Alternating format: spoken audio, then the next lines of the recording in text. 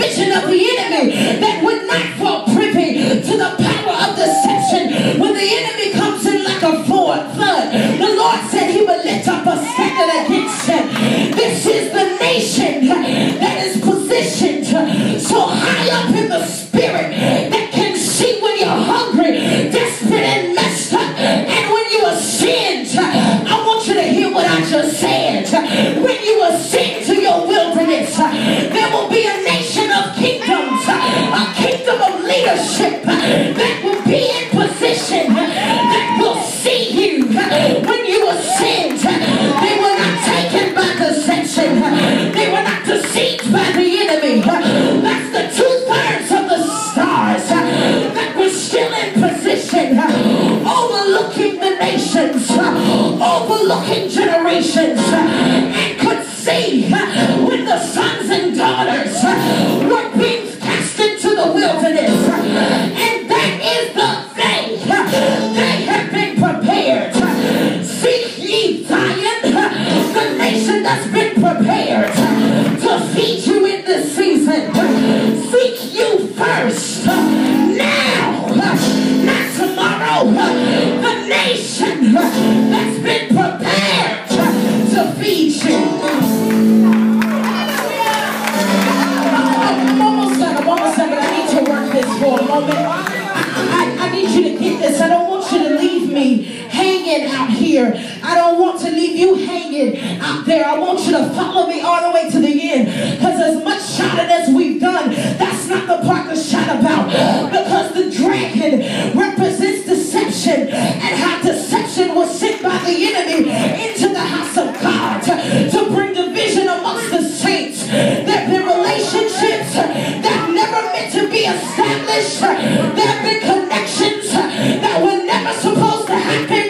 There's been breakups that were never meant to happen. There have been church splits that was never meant to happen. But all of a sudden, all this chaos in the air, because the enemy wants to bring dissension and wants to bring deception and separation where there can't be agreement in the body.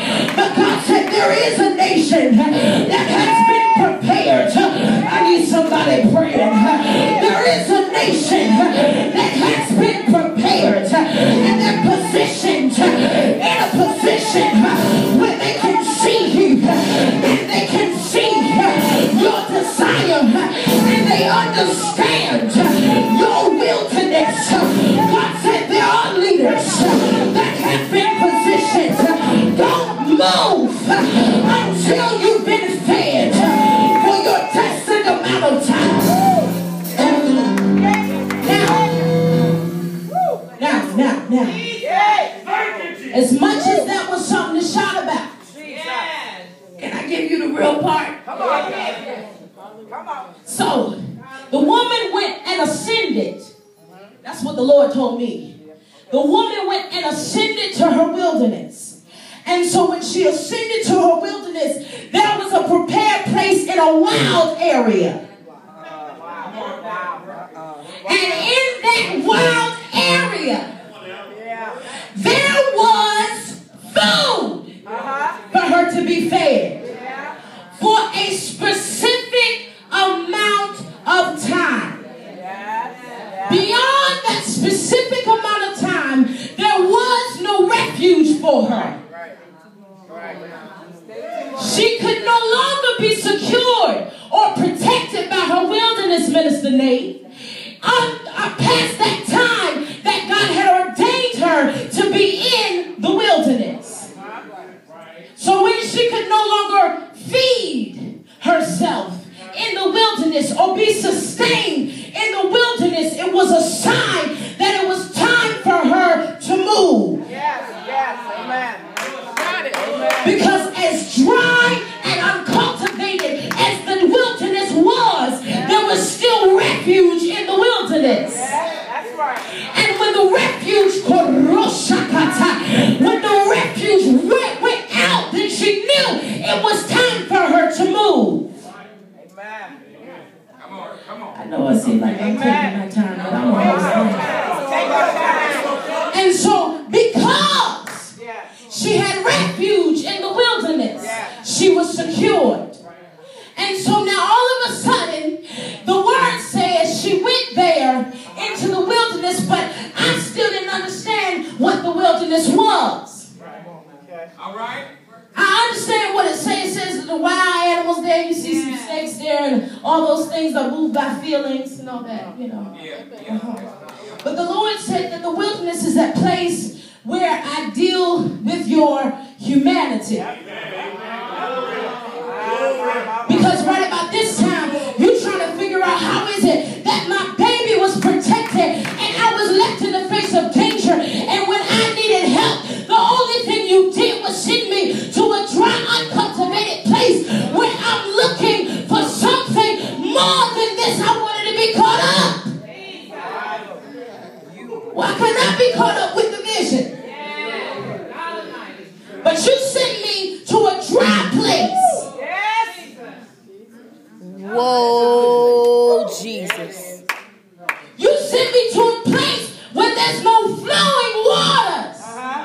Whoa, Jesus. I'm trying to tell you now. You sent me to a place where I ain't comfortable. Tell it right there.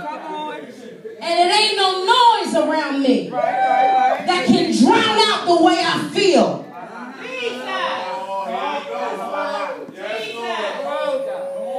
There you go.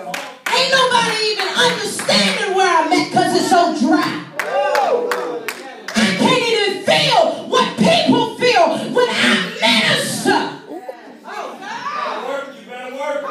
I said if it's good, talk back to me. I can't even feel what people feel when I'm prophesying and singing and laying before God. I can't even feel it because I'm in the wilderness and it's dry in the wilderness. I can't feel nothing. But I'm not losing my mind. I don't understand it because I can't feel nothing. But I'm being sustained. How is it that I'm eating manna from heaven and I can't taste it?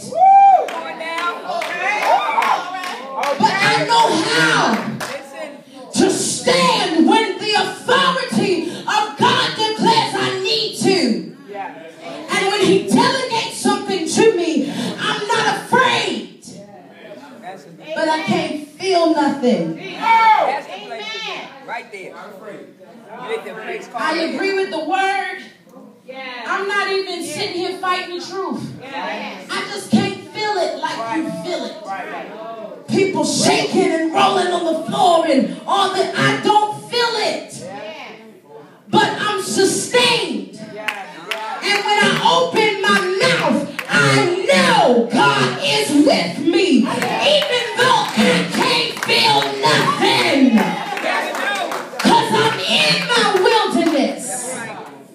And I'm being conditioned by my wilderness. Meaning conditioned means to be established. That's it. In the story. So I'm being established in my wilderness. It doesn't mean that my habitation is being laid in my wilderness.